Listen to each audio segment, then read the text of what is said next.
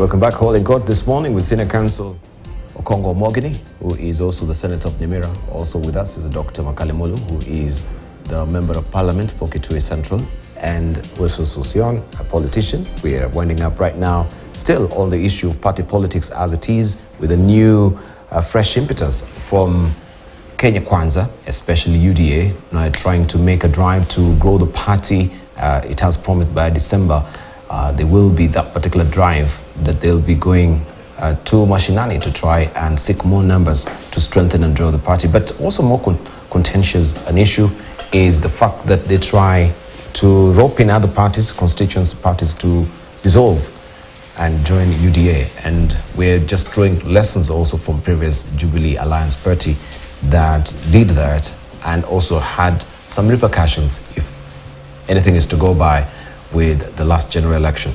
All right, I had interrupted you, so Dr. Makali. Yeah, so what I was saying is basically the issue of this proposal to have parties. You own the funds, yes, that you lose the funds. So I was bringing up the issue that now with the new Political Parties Act and the framework for funding parties, which is now being taken over by the government, that there will be funds given by the government to finance political parties. And the criteria for financing is the number of members of parliament, governors, senators, and all those other, and then the total number of votes cast for that particular party. So automatically, if you dissolve your party and you join another party, then it means you actually disappear from that equation, because no member of parliament will be associated with you, no governor will be associated with your party. So then the other question is, the way most of these parties are structured, if, for example, my speaker dissolves his party, will we still have as much say in terms of when it comes to that past being shared as he has now when he's standalone? And to me, these are the issues most parties are considering. So even as we agree with what Malala is saying, the law is very clear that Kenya shall be a multi-party democracy, which means parties are encouraged. There could be need to have fewer number of parties other than the number we have today. But I think it's also not good for purposes of democracy also to have only 2 or 3 parties, because that makes it complicated in terms of mobilizing the Kenyans. So my position would be, let it be open, as Sosyon is saying, that is, those who are willing to can go ahead and do it. But if you see what Malala is saying, is like he's trying to push that Amani, Port Kenya, and those other parties dissolve. We've seen some, like Moses Kuria's party, who have expressed willingness to dissolve. But no, that one, even as we talk now, is not benefiting from anything, because he doesn't have any member of parliament, he has no MCR, he has no governor.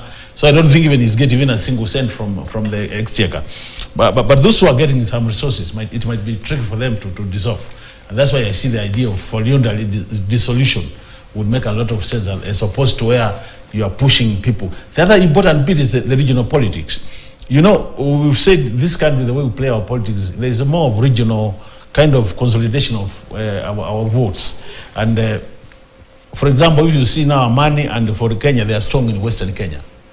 You know, our party is strong also in southeastern part of this country, even though they are national parties, but you find they have strengths in some specific regions. So the question is, if you dissolve that party, would the voters still be as much excited to belong to the other party as they are when they know this is our local party and they feel like this one of our own? It is Nietu, you know, that feeling of Kenyans, Nietu, as opposed to this a national party and then we all seem to belong. So to me, these are the issues which must be on the table for discussion. And based on the outcome of that discussion, then people might make a decision. But I see a lot of resistance coming, the side of dissolving a few of the parties, because of the reasons I've mentioned. Okongo Mogini, how is it a drawback to a multi-party democracy? What we are seeing, the development of the UDA latest? Yeah, I think basically, if you asked me, parties, there is a legal regime that manages political parties. And this is one of, you know, the idea of having strong political parties is one of the best outcomes of the 2010 Constitution. Because the issue of parties has a space in Chapter 7, you know, which talks about the electoral system and the political parties. And successfully, Parliament has tried to pass legislation to strengthen political parties. The latest was to create an environment where small parties could grow. Honorable Makali Mulu, if you remember, before the amendment to the Political Parties Act, you had to get 10 members of parliament to qualify for support, financial support from the government. But that ceiling was removed. Now, as long as you have a member of parliament elected and MCAs, you can get support from the government. The idea is it doesn't matter the number of people. Even if it's one MCA, that's number that has been the concept is proportionate to all the parties. The concept is to grow parties, you know. So I think I don't understand where Malala is coming from, because Kenya remains a multi-party democracy where people have a right to come together, form parties, and then they grow those parties. That's the aspirations of everybody. And there was, if I recollect, we were here with Sossion before the elections, if you remember. And then what UDA was championing was an idea of creating a strong movement of one party. And they were very categorical. They did not want any coalitions, because at that time, they were looking at Azimio as the only desperate party that was looking for other parties to form a coalition. But towards the tail end of the campaigns, they changed tact and said, now we want to welcome Ford Kenya. They welcomed, is it ANC? Of Musalia Mudavadi. Mashinani. Then Chap and the likes. Because they realized that in the current Kenyan political context, you can't go it alone. But I think now there is an attempt to reduce the influence of some of these support bases of certain politicians. And I think one of the ones being targeted is, I think, Speaker Moses Wetangula, who has a very strong grip, you know, give credit to him, has a very strong grip of Bungoma.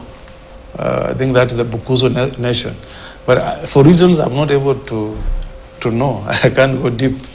I don't know why the UDA administration is very uncomfortable with that grip that Wetangula has of Bungoma. And he has, you know, he's put in a lot of effort to build Fort Kenya in that region. Remember, there was a big onslaught from Wafula Wamunyinyi, Dr. Isedi, to take over the party from him, but he fought very hard. And I believe, though I've not seen copies, but I believe that he's in this government because he has a coalition agreement. So if you go to countries like Israel, coalition government is always the order of the day. Parties, even when you have 7 members and you can enter into a coalition and help another party to form government, they will respect you as a party and bring you on board to form government as a coalition. And it will never be their business to, you know, tell you fold up, you must join us. No, that's not the way it is. So I don't know where UDA is coming from, but my personal view would be that in the interest of you know, having Kenya remain a strong multi-party state, let the small parties be allowed space to breathe, to coexist, to get support from government, so that they can also grow to be strong parties in future. Tied to that, Dibal, there is this culture of the party that forms government not wanting to have a strong opposition. You know, it's a very bad culture, Dibal. If you go to democracies that are mature, like Australia, where you have the Labour and the Conservative, when you go to an election, you always have it at the back of your mind that you will either have majority or you will have a minority government. In fact, in 1974, I remember in Australia, there was a double dissolution of government because the government that won elections was not able to push through the finance bill through the Senate in Australia. Because unlike Kenya, finance bills emanate from House of Representatives and then you process them all through to the Senate. So as a government, you'll always be reminded that for you to govern, you need to discuss your policies with the opposition. And I think that is the message that Kenyans were passing when they gave Azimio 172 members of parliament and then UDA 162. They were being cautious, saying, we can maybe believe on the promises being made by UDA, though we don't believe they won the election. But let's, for this argument, if UDA forms government, we are not very sure that we are safe with them having majority in parliament. So to cushion ourselves, let us give Azimio the majority members in parliament, so that if bad policies come from UDA, we have Azimio that will be checkmating the UDA legislative agenda in the House, so that there is a check or a check and balance on this equation. But what happened? Credible, very respected members of parliament who were elected on Azimio were bought. They shifted to UDA, and we are actually weakening our democracy here. You go to the US, this current president called Biden has been a Democrat for the last 35 years, ups and downs. You know, there's a time Biden wanted to fight for presidency. He didn't get nominated by the Democratic Party. At some point, when he was the running mate for Obama, he thought he would get the ticket to be the presidential candidate. Instead, the ticket was handed to who? Clinton. To Clinton. But he never quit. You know, he never said, now that I didn't get presidency, I'm quitting to join Trump so that I'm part of the Republican government. He said, no, our democracy says there will always be government side and the opposition side. And I think that is the culture that we need to build in Kenya. It's not that when UDA wins, Makali Mulu here, a member of parliament who was, I think, about 42 million to make sure how you can carpet some roads in his constituency. Thank you. He has won 40 million to help give bursaries, build schools. It's not, it's very dishonest to go to the people and say, you know, unless I go to government, I'm not able to bring any service to you people. So I'll plead that in this debate, don't they hold a point, even as we're winding up, and we want to also just a bit of look at who is holding a point? Those people who say we are going back to the people unless we work with government, because we don't know where does that particular contract with your party ends, so to speak, because they never, it's the government which will fund the project on the ground. It's never your party. Let me ask you that question. It is the government that really pays also the legislators in the National Assembly. It's not the party. You know, Dibal, you need to call me here. I think you need lecture more than anybody else. No, I just want to so get that you understand. So that you understand the Constitution of the Republic of Kenya. Yes. Dibal, when you are elected a president, you are elected a president of the entire country. And this was very deliberate in the 2010 Constitution. And then we said on issues of development, we empower Parliament. Our budget making process is one of the most elaborate in any democracy I know of. Very elaborate, where ministers come, CSS, come to Parliament, they lay before the House the programs that the government has on roads, on electricity. And when you are doing it, you don't say that the government that was elected is for William Ruto, so it's only Kalenjins that are going to get development, and the running mate who is Rigathi Gachagua. You look in totality, the entire nation.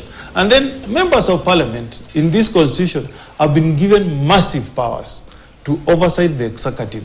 You can summon the CS to parliament.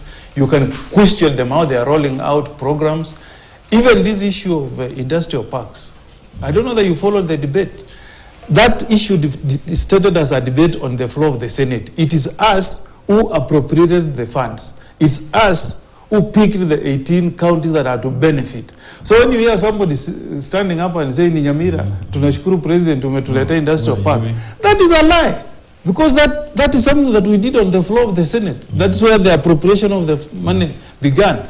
The others, Makau Mulu will tell you, the appropriations were done on the floor of the House. They are the ones who passed the budget. We need to wind up. So please, we need to wind up. Debunk that thinking. No, I just want unless you are seen to be, I don't understand what this concept of working with government means, because we have two sides, the government side and minority side. And we are all geared towards serving the people of Kenya. Thank you. I need to wind up.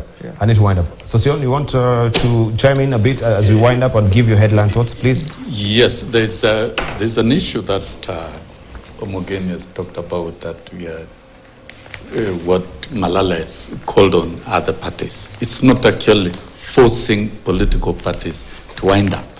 I think I need to state it very clearly. As UDA, we are democratic, we are open, we are only inviting.